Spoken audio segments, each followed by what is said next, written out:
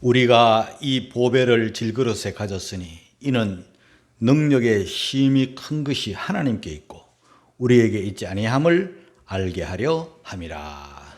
사도 바울은 고린도에 편지하면서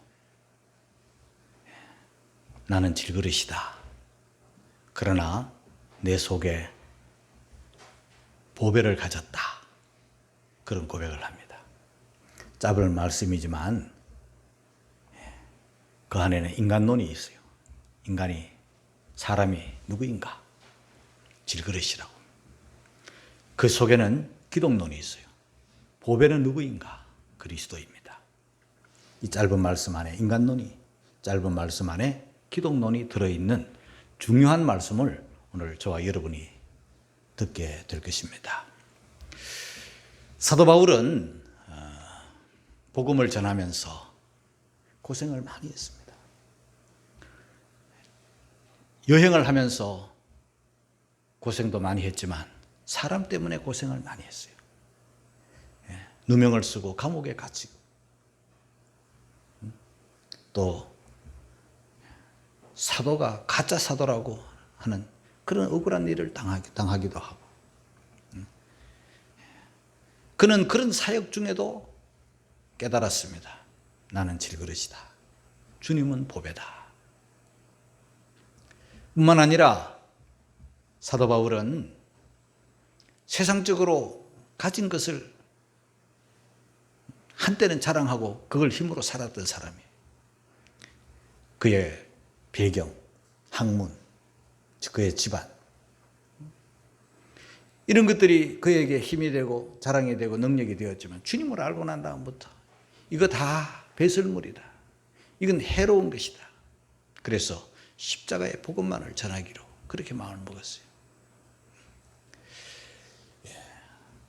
사도 바울은 자기 자신이 누구인지 정말 제대로 알았고 철저하게 알았던 사람이에요. 그래서 자기를 질그릇이라고 하는 거예요.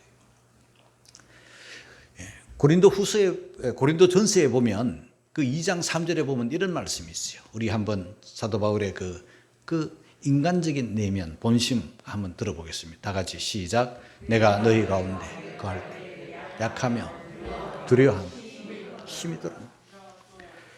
고린도 교회 성도들과 함께 지날 때, 그들과 함께 거할 때, 겉으로 보면 편안한 것 같고 담대한 것 같고 대단한 것 같았지만 사실 그는요, 보통 사람과 똑같은 사람. 내가 너희 가운데 거할 때 약했다, 두려웠다, 힘이 들었다. 최근에 은퇴한 한 목사님을 저는 만나서 차를 나누면서 이야기를 했는데 저는 그분이 굉장히 강한 분인 것 같고 대단한 것 같고 힘차게 목회한 것 같았는데 목회에 손을 놓으면서 솔직하게 저한테 고백을 하는데요. 자기는 새 같습니다. 성도들과 대할 때 그것도 좀 센 성도들, 누구라고 콕 찍어 말은 하지 않지만 그 믿음 없는 사람들, 교회 안에도 연수만 오래되고 믿음 없는 사람들이 있잖아요. 직분은 대단한데 목회자가 볼 때 믿음이 없어요. 그 한마디 한마디 하는 게 다 믿음 없는 소리를 하는 거예요. 그 믿음 없는 사람들의 그 말들을 들을 때 그의 가슴은 새 가슴이었다고. 사도 바울처럼 약하고 두려워하고 떨었다고. 항상.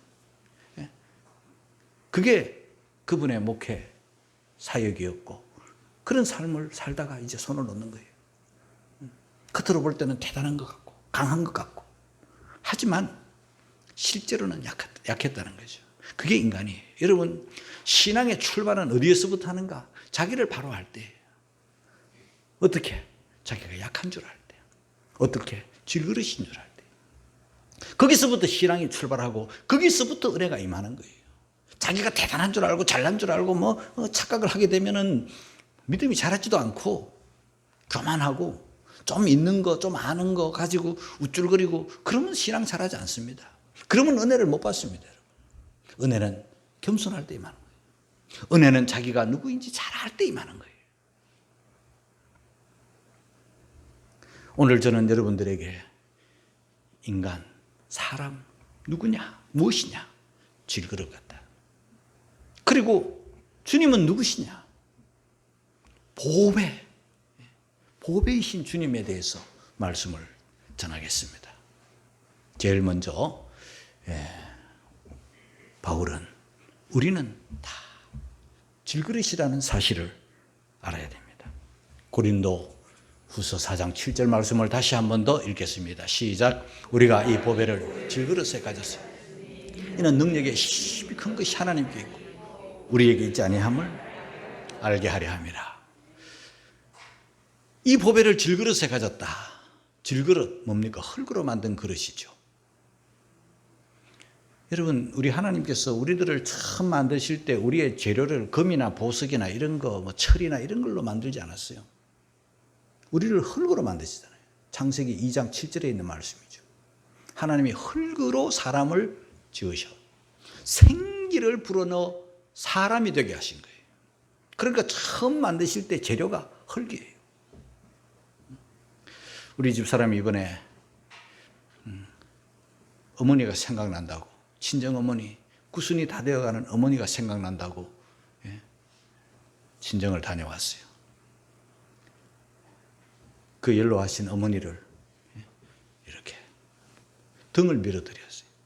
이렇게 등을 미는데 저한테 이야기를 하는 거예요. 예전과 다르다는 걸 느낀 거예요.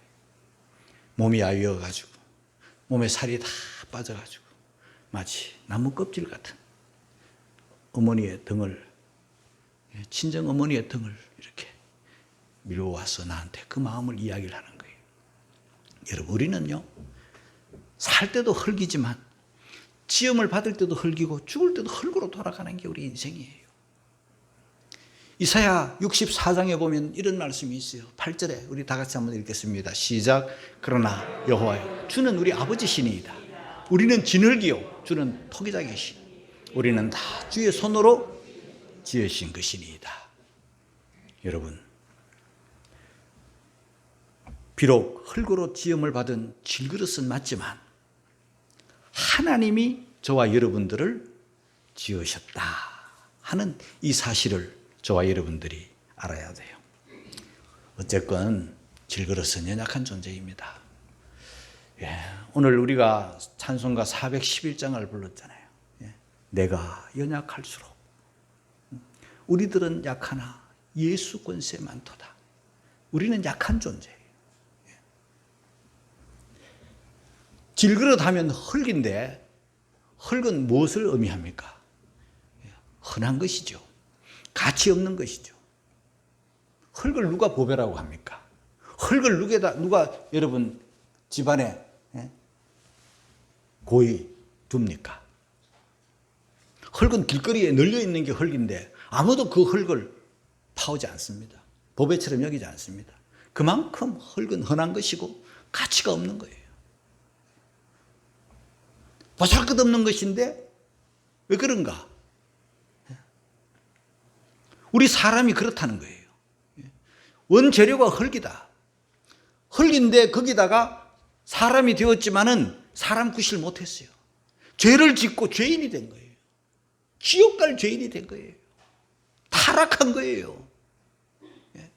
은혜로 사람이 되어서 살아가는데 은혜에 보답하지 못하고 사람답게 살지 못하고 죄인이 된 거예요. 하나님을 떠나고 하나님을 등진 거예요. 그뿐만 아니라 저와 여러분의 존재가 질그릇이라고 할 때 매우 연약해요. 저는 이 복음성가를 몇 번 반복해서 불렀어요. 주여, 우린 연약합니다. 우린 연약합니다. 우린 오늘을 힘들게 힘겨워합니다. 오늘 하루 사는 게 힘겹습니다. 주여, 주 뜻 이루며 살기에 부족합니다. 우린 연약합니다. 주여, 우린 넘어집니다. 오늘 하루 또 실수합니다. 오늘 하루 주의 또 긍휼을 구하는 죄인입니다. 실수합니다. 우린 주만 주의 긍휼을 우리가 주님을 힘입지 않고 주님을 바라보지 않고 주님의 도움을 입지 않으면 넘어지고 자빠지고 늘 깨어지고 늘 상하는 그런 존재, 그게 바로 질그릇의 한계입니다. 우리 예수님께서 하나님의 아들 성자이시지만 이 땅에 오실 때는 사람의 몸을 입고 오셔서 완전한 사람이셨어요. 그래서 완전한 하나님이시고 완전한 사람이세요. 이성 일인격을 가지신 예수님이죠. 그 사람의 몸을 입으시고 이 땅에 오실 메시아 예언, 시편 22편 14절 이하를 읽겠습니다. 다 같이 읽겠습니다. 시작. 나는 물같이 쏟아졌으며 내 모든 뼈는 어그러졌으며 내 마음은 천밀 같았어. 내 속에서 녹았으며 내 힘이 말라 질그릇 조각 같고 내 혀가 이틀에 붙었나이다. 우리 예수님이 십자가 지실 때, 고난 받으실 때 몸이, 힘이 바짝 말라서 질그릇이고 질그릇조차도 그 한 조각 같은, 깨어진 조각 같은 그런 우리 예수님의 모습이 예언되어져 있습니다. 그러므로 사랑하는 성도 여러분, 저와 여러분들은 우리 자신을 잘 알아야 됩니다. 바로 알아야 됩니다. 그래서 바로 알기 위해서 우리는 하나님께 기도해야 돼요. 시편 39편 4절 말씀을 읽겠습니다. 다 같이 시작. 여호와여, 나의 종말과 연한의 어떠함을 알게 하소서. 나로 나의 연약함을 알게 하소서. 하나님께 기도합니다. 연약함을 알게 해달라고. 우리를 정확하게, 우리가 누구인지, 내가 누구인지 정확하게 알도록 기도해야 될 필요가 있습니다. 그래야 겸손하게 되고, 그래야 주의 영광을 드러내면서 살게 되는 것입니다. 여러분, 이 질그릇은요, 그릇 자체로만 아무 가치가 없는 거예요. 왜? 그릇이니까요. 그릇이 가치가 있을 때는 어떨 때인가? 그릇 안에 무엇이 담기느냐에 따라서 가치가 달라지잖아요. 귀한 게 담기면 귀한 그릇이 되는 거예요. 보배, 보물이 담기면 보물 그릇이 되잖아요. 그러나 천한 게 담기고 더러운 게 담기면요, 그런 그릇밖에 될 수 없는 거예요. 그릇 자체로는 아무리 그게 뭐 껍데기를 잘 칠해놓고 불에 더 많이 구워도 그건 그릇일 뿐이에요. 이조, 백자, 고려, 청자도 흙인데 그거요 던져버리면 다 깨지는 거예요. 부딪히면 깨지는 거예요. 근본은 흙이에요. 더 오래 굽고 또 뭐 더 애쓴 뿐이지 근본은 그릇이에요. 그릇에 페인트를 칠하고 그릇에 뭐 조각을 하고 그래서 그릇에 뭐 어떤 특별한 걸 입혀놔도 그릇의 한계는요, 그것은 그릇일 뿐이에요. 그러니까 우리 껍데기, 이 질그릇 이거 자랑하면요, 자랑할 게 별로 없습니다. 이거 자랑하지 마세요. 여기에 무슨 좋은 옷, 메이커 옷을 입었다고 그거 뭐 자랑할 거 없고, 뭐 공부를 좀 많이 해가지고 학사 옷을 쓰고 뭐 가운을 입었다 그거 내세울 거 없어요. 우리는 근본이 질그릇이에요. 내가 드러나고 내가 자랑하고 내가 나를 높이는 순간 그 사람은 은혜에서 점점 멀어지는 거예요. 중요한 것은요, 이 질그릇에 무엇이 담기느냐, 내 안에 내 속에 무엇이 있느냐, 거기에 따라서 내 가치가 달라지는 거예요. 그게 뭔가? 보배 중에 보배인 예수 그리스도예요. 우리 4장 7절 다시 한번 읽겠어요. 다 같이 읽겠습니다. 시작. 우리가 이 보배를 질그릇에 가지고 이는 능력의 힘이 큰 것이 하나님께 있고 우리에게 있지 아니함을 알게 하며. 보배는 누구신가? 이 보배라 그랬어요. 이 보배, 유일한 보배, 하나밖에 없는 보배. 그 보배는 바로 하나님의 아들, 우리의 구주 예수님이세요. 이 세상에 보배가 많죠. 보배가 뭡니까? 여러분, 귀한 거, 귀한 게 바로 보배예요. 그런데 사람마다 이 보배에 대한 생각이 달라요. 어떤 사람들은요, 돈이 보배인 줄 알고, 돈 하면 정신을 잃어요. 그 보배, 그게 보배인 줄 알고. 또 어떤 사람은요, 명예, 이 명예가 보배인 줄 알고. 어떤 사람은요, 권력, 이게 보배인 줄 알고. 어떤 사람은 건강, 이게 보배인 줄 알아요. 사람마다 생각은 좀 다르지만 그게 복이 아니라고 또 말할 수는 없죠. 그러나 이게 진짜 복인가는 우리가 한번 돌아봐야 돼요. 어느 한방병원에 사람들이 잘 모이는 벽에 이런 글이 기록되어 있어요. 재물을 잃어버리셨나요? 네, 조금 잃어버린 겁니다. 명예를 잃어버리셨나요? 많이 잃어버린 겁니다. 건강을 잃어버리셨나요? 전부 다 잃어버린 겁니다. 이래 써놨어요. 한방병원에서 왜 그런 걸 써놨을까요? 보약 팔아먹으려고 써놨 거예요. 건강이 소중하다는 걸 강조하기 위한 거죠. 소중하죠. 건강 소중하지 않다고 말할 사람 누가 있겠으며, 명예, 재물 이거 소중하지 않다고 말할 사람이 누가 있겠습니까? 그러나 이런 모든 것들은요, 예수님 보배에 비하면요 아무것도 아니에요. 주 예수보다 더 귀한 것은 없네. 이 세상 명예, 이 세상 부, 이 세상 모든 것, 내가 보물이라고 생각했던 모든 것 다 죽어도 예수 보배와 바꿀 수 없어요. 예수님이 내 안에 담겨 있을 때 나는 보배 단지, 보배 그릇이 되었으니까.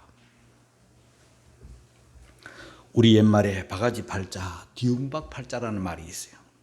그 안에 그 바가지가 뭘로 만들어졌건, 그게 무슨 조각이 돼 있건 그게 중요한 게 아니라 그 안에 뭐가 담겼느냐에 따라서 가치가 완전히 달라지니까 그런 거예요. 조지 휘필드라고 하는 분은요, 대단한 그런 사역자인데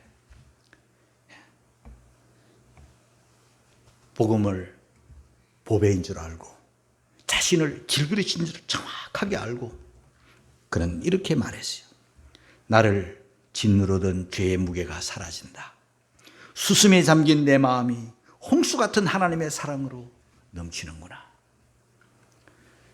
복음을 깨닫지 못했을 때, 예수님을 제대로 알지 못했을 때는 온갖 세상 잡다한 것이 그를 누르고 그를 힘들게 했지만, 주님을 바로 알고 복음을 바로 안 다음부터 이런 모든 것들이 다 사라진다. 넘치는 행복, 넘치는 즐거움을 그는 표현한 거예요. 여러분, 보배는요, 예수 보배는요, 이 세상 모든 것을 다 팔아서 가질 만한 그런 가치 있는 거예요.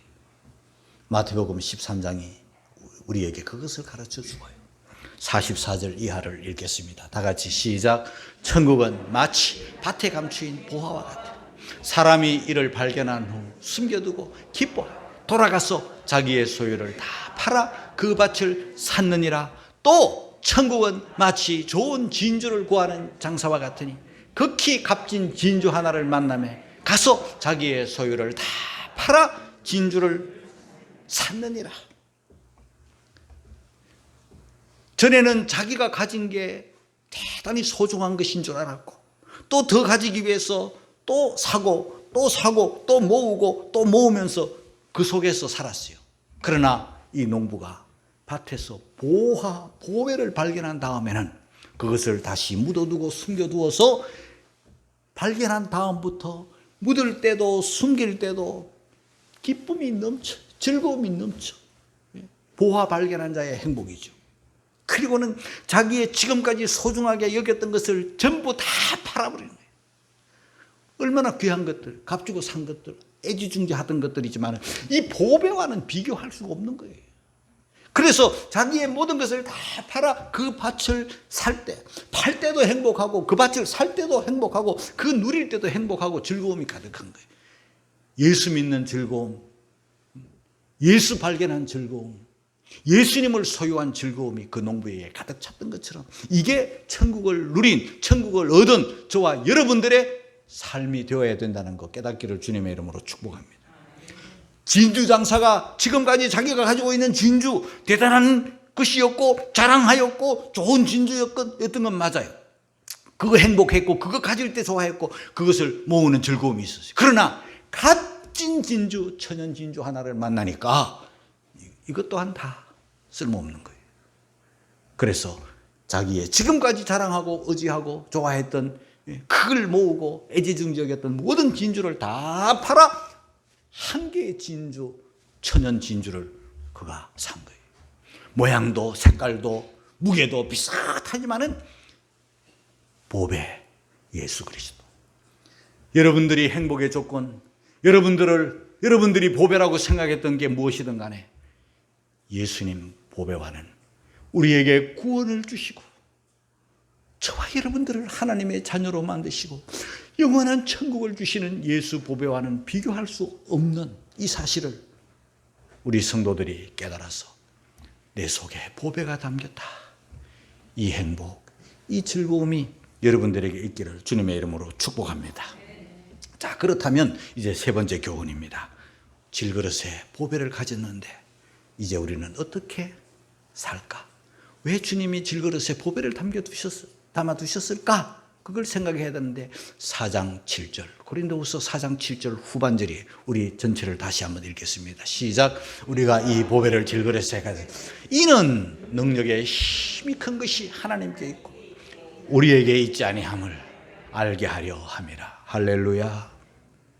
우리가 보배를 질그릇에 담고 그리스도인으로서 하나님의 자녀로서 천국의 백성으로서 우리가 살아갈 때 우리에게 나타나는 그 능력의 힘이 큰 것, 놀라운 은혜들, 놀라운 기적들, 놀라운 축복들을 우리가 행하면서 살아갈 때 우리는 우리 자신을 나타내는 게 아니라 이 힘이 큰 능력이, 이 힘이 큰 은혜가, 힘이 큰 기적이 다 하나님으로부터 온 줄 알고 우리가 하나님께 감사하고 하나님께 영광을 드러내는 보배를 드러내는 그런 성도들이 되기를 주님의 이름으로 축복합니다. 여러분, 우리 하나님 하시는 일을 가만히 보면은요, 하나님 하시는 일이 거의 다 그런데요. 특히 하나님의 거룩한 일을 하심에 있어서 하나님이 선택하는 사람, 하나님이 부르신 사람들을 보면은요, 그 답을 우리가 알 수 있어요. 세상은요, 능력 있는 사람을 뽑잖아요. 그죠? 세상은요, 잘난 사람을 뽑고, 자격 있는 사람을 뽑고, 할 만한 사람을 뽑잖아요. 그래서 그 일을 맡기고 그 일을 하게 하잖아요. 근데 우리 하나님은 아니에요. 더 중요하고 더 큰 일, 이 복음을 맡기는, 영원한 사명을 맡기는 이 거룩한 일을 누구를 부르시는가?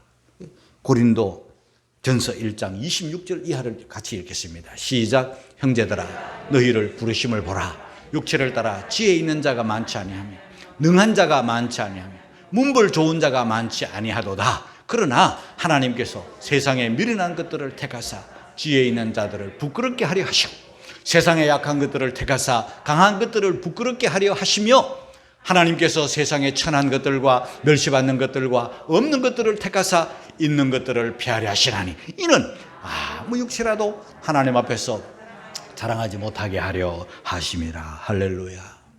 이게 하나님 방법이에요. 우리가 하나님의 일꾼들, 하나님의 사역자들이 세상 눈으로 볼 때는 대단하지 않고 화려하지 않다 할지라도 그건 하나님이 하시는 방법이에요.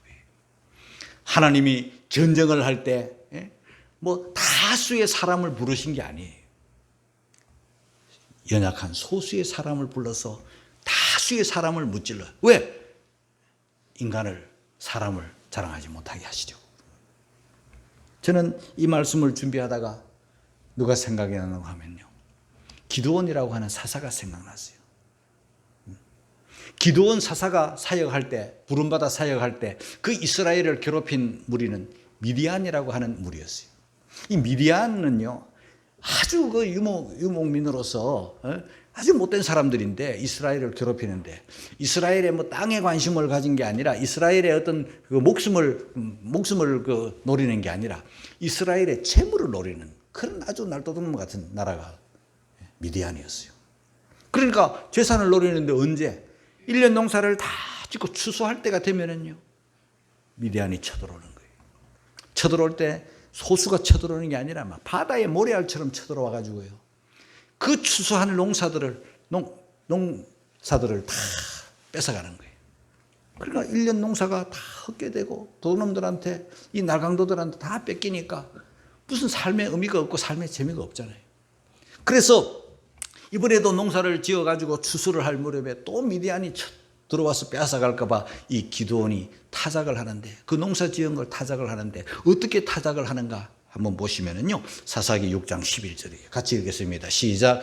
여호와의 사자가 에베에셀 사람 요아스에게 속한 오브라에 이르러 상수리 나무 아래 앉으니라. 마침 요아스의 아들 기드온이 미디안 사람에게 알리지 아니하려 밀을 포도주 틀에서 타작하더니, 여러분, 그 사사 기드온이 하나님 앞에 처음 부름을 받을 때, 대단할 때 부르신 게 아니에요. 미디안이 두려워서 농사 짓고 타작을 하는데 미디안에게 들키지 않으려고 숨어서 타작을 하는 사람이에요. 밀 타작을 하면요, 밀을 타작을 할 때는 막 꼭대기가 막 날리고 먼지가 막 날리기 때문에 바깥에서 하는 거예요. 확 열린데, 바람이 부는데 트인 곳, 열린 곳, 들판에 나가서 타작을 하는 거예요. 그런데 그 밀타작을 어디에서 합니까? 포도주 틀에서 한다. 포도주 틀은요, 거기는 먼지가 나면 안 되기 때문에 뭐 클 필요도 없고 그냥 집 안에 그 포도 따가지고 쭉쭉 타작하는 거예요. 포도즙을 내는 것이. 그러니까 밀타작은 바깥에 있어야 되는데 지금 바깥이 두려우니까 안에 들어와 있어요. 밀타작기에서 타작을 해야 되는데 포도주 틀에서 타작을 하는 거예요. 왜? 두려웠어. 미디안 때문에 뺏길까 봐, 해칠까 봐. 그렇다면 하나님이 그 기드온을 부르실 때, 야, 이 겁쟁아, 이렇게 말씀해야 되잖아요. 근데 아니에요.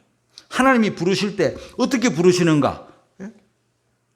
12절이에요. 사사기 6장 12절. 다 같이 읽겠습니다. 시작. 여호와의 사자 기드온에게 나타나 큰 용사여, 여호와께서 너와 함께 계시도다. 분명히 기드온의 모습은 겁쟁인데 하나님은 뭐라고 말씀하시는가? 큰 용사여.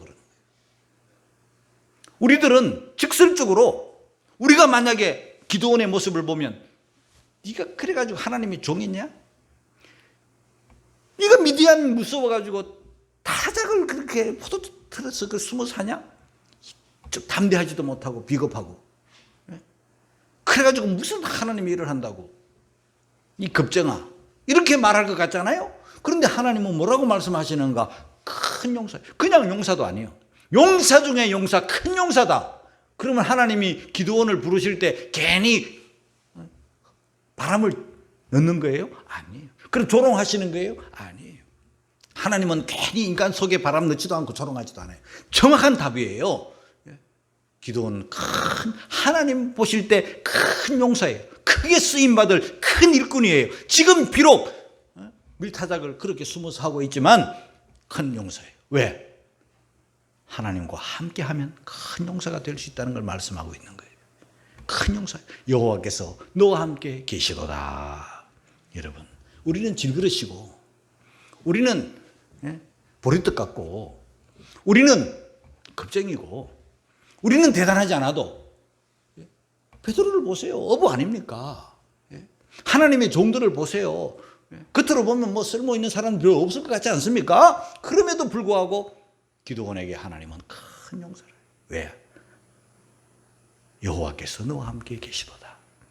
우리가 주와 함께 하면 미디안을 이기고 큰 용사가 될 수 있고 존귀하게 쓰임받을 수 있다는 것을 지금 말씀하고 있는 거예요. 우리는 연약하나 주님 강하시니 주님과 함께해서 큰 장소로 쓰임받는 여러분이 되기를 주님의 이름으로 축복합니다. 13절을 읽겠습니다. 시작. 기도니 나의 주여 여호와께서 우리와 함께 계시면 어찌하여 이 모든 일이 우리에게 미쳤나이까? 또 우리 열조가 일찍 우리에게 이르기를 여호와께서 우리를 애굽에서 나오게 하신 것이 아니냐 한 그 모든 이적이 어디 있나이까? 이제 여호와께서 우리를 버리사 미디안의 손에 붙이셨나이다. 큰 용사여 여호와께서 너와 함께 하시도다 하니까 이 기드온이 하나님 앞에 질문을 해요. 이 13절 말 속에 몇 가지 질문이 있어요. 어찌하여? 첫째, 어찌하여? 이 모든 일이 우리에게 미쳤나이까? 여러분, 이 기드온의 질문, 하나님께 대한 질문은요, 기드온의 질문으로만 끝이는 게 아니고 저와 여러분들의 삶 속에 매사에 하나님 앞에 질문 던질 것을 기도원이 대신해 준 거예요. 하나님, 어찌하여 우리가 하나님의 백성이고 하나님의 사랑받는 사람이고 하나님이 함께 하시는 사람이라면 왜 미디안이 자꾸 우리를 괴롭힙니까? 왜 미디안이 우리를 다 빼앗아가도 하나님 그냥 모른 척 하십니까? 미디안이 너무 두렵고 미디안 때문에 못 살겠어요. 하나님이 우리와 함께 하시면 다 미디안 쫓아내서 쳐들어오지 못하게 하셔야지. 우리가 지금 미디안 때문에 죽을 지경입니다. 하나님이 함께 하시는데 왜 이렇습니까? 어찌하여 이렇습니까? 그렇게 질문하는 거예요. 어찌하여 이런 고난이 왔냐는 거예요. 우리가 하나님 예배하고 하나님 우리와 함께 하시고 우리가 하나님을 섬기고 있는데 왜 나에게 질병이 왔냐? 왜 내가 불합격 당해야 되냐? 왜 내가 잘려야 되냐? 왜 내가 밀려야 되고? 왜 안 믿는 사람이 득세하고? 왜 안 믿는 사람이 우리를 괴롭히고? 그런데 왜 하나님 모른 척 하십니까? 그 질문하는 거예요. 여러분 이런 질문 해본 적 없습니까? 혹 노골적으로 하진 않았더라도 그런 마음의 생각을 품으신 적은 없습니까? 그걸 기도원이 지금 하나님 앞에 지금 말씀하고 있는 거예요. 질문하고 있는 거예요. 그 다음에 두 번째 질문이 이 13절 안에 또 있어요. 하나님, 왜 요즘은 이적을 안 일으켜 주십니까? 그 소리예요. 과거 우리 조상들이 애굽에서 나올 때 하나님 홍해가 갈라졌어요. 구름 기둥, 불 기둥의 인도를 받았어요. 하늘에서 만나 메추라기를 내려가지고 우리가 살았던 것을 우리는 들어서 알고 있어요. 하나님은 기적의 하나님인 거 맞잖아요. 그런데 요즘은 왜 하나님 기적을 나에게는 우리들에게는 안 일으켜 줍니까? 미디안이 이렇게 설치고 있는데 미디안이 우리의 것을 다 도둑질해 가고 있는데 우리 하나님의 백성들이 지금 벌벌 떨면서 숨어서 이렇게 숨죽이고 살고 있는데 왜 하나님 요즘은 왜 그런 이적은 없습니까? 왜 기적이 안 나타납니까? 그런 소리예요. 전에는 성경에는 온갖 기적들이 다 있는데 왜 요즘은 내가 이런 어려움을 당해도 하나님 모른 체 하십니까? 왜 기적을 안 일으켜 주십니까? 그 다음 세 번째는요. 이건 질문이라기보다는 아주 절망하고 있어요. 뭐라고 말합니까? 하나님께서 우리를 버리셨다. 버리신 게 맞아요. 그리고 우리를 하나님께서 미디안의 손에 붙인 게 맞아요. 하나님이 살아계시고 하나님이 전능하시고 하나님 우리 아버지가 되시고 하나님이 천지를 창조하셨다면 왜 코로나가 와가지고 왜 우리를 이렇게 힘들게 합니까? 왜 우리가 기도해도 왜 코로나가 안 물러갑니까? 왜 하나님의 사람들이 이렇게 예배하는데 이 뭡니까? 마스크 쓰고 숨 막히고 못하겠어요. 그런 걸 보면 하나님이 우리를 미워하시고 하나님이 우리를 버리시고 하나님이 우리에게 코로나 다 맡기셔가지고 그냥 포기한 거나 마찬가지 아닙니까? 우리가 이런 질문은 이런 절망을 하고 있지 않습니까? 그게 지금 기도원이 대신 해주고 계신 거예요. 그런데 기도원이 못 본 게 있어요. 뭘 못 봤나? 하나님이 기적을 안 일으켜 주시고 미디안이 와가지고 빼앗아가고 그런 것만 보았는데 기도원이 못 본 게 있어요. 그 사사기 6장 1절에 보면요. 이스라엘 자손이 또 여호와의 목전에 악을 행하였으므로 이스라엘 백성들이 여호와의 목전에 또 악을 행한 걸 못 본 거예요. 우리는 코로나만 보았지 우리의 죄악을 못 봐.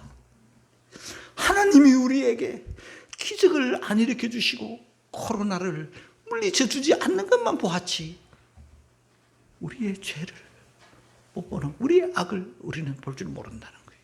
또 악을 행하였으므로 전에도 악을 행하더니 또 행한 거예요. 여러분 이제는 코로나만 볼 게 아니라 미디안만 볼 게 아니라 문제만 볼 게 아니라 우리의 악도 볼 줄 아는 그런 눈이 우리에게 열려야 처리될 것 아닙니까? 근데 하나님은요 감사하게도 기도원에게 사명을 주세요. 그게 14절이에요. 같이 읽겠습니다. 시작. 여호와께서 그를 돌아보사 가라사 너는 내 힘을 의지하고 가서 이스라엘을 미디안의 손에서 구원하라. 내가 너를 보낸 것이 아니냐. 이제 하나님께서 기도원과 함께 하셔가지고 자 구름대같이 많은 들에 그 바다의 모래알갱이처럼 많은 그 무수한 미디안을 하나님이 다 기도원을 통해서 물리쳐 주시는데 군사를 모집했더니 32,000명. 그들은 막 십수만이야. 부족해. 근데 하나님은 기도원아 너무 많다. 집 생각하고 뭐 전쟁을 두려워하고 뭐 가족 생각하고 죽을까 겁내는 사람, 전쟁하기 싫은 사람 다 돌려보내. 22,000명 가고 10,000명이 남았어요. 10,000명 남았네요. 그 많아. 돌려보내. 어떻게 해요? 물가에 가서 한번 시험해봐. 목이 말라가지고 막 그냥 물이 1번인 사람, 목마른 게 1번이야. 그래가지고 막 물 하면서 그냥 푹 엎어져가지고 개처럼 핥아먹는 그 사람 다 돌려보내. 그러나 전쟁터에 온 줄 알고 그래도 군인 정신이 좀 살아있고 목마르지만 물이 1번이 아니고 전쟁이 1번이고 미디안 물리치는 게 1번이라고 생각하는 그래 정신 무장이 되어 있는 사람들, 눈빛이 살아있는 사람들, 물을 떠서 먹는 그 사람들 한번 골라봐. 300명이. 그래 가. 그러나 그 손에 무슨 무기를 준 게 아니고 항아리하고 횃불하고. 그러나 300명 용사라도 하나님과 함께 하시는 믿음으로 나갈 때 바다의 모래알갱이 같은 무수한 미디안 떼들이, 그 날강도 떼들이, 그 도적 떼들이, 이스라엘을 괴롭히던 그들이 믿음으로 나갈 때 자중질환이 일어나서 저들끼리 다 싸워서 물리쳐버린 거예요. 그게 하나님의 방법이에요. 기드온이 자기를 드러낼 수 있습니까? 이스라엘이 자기를 드러낼 수 있습니까? 그건 하나님이 함께 하신 거예요. 저와 여러분의 삶 속에 내가 드러나지 말고 우리가 교회 안에서 무슨 일을 하든지 주님이 드러나고 주님의 이름이, 주님의 영광이, 주님의 하신 일들이 드러나는, 그래서 나는 없고 주님이 사는, 갈라디아서 2장 20절 말씀을 듣고 마치겠어요. 다 같이 시작.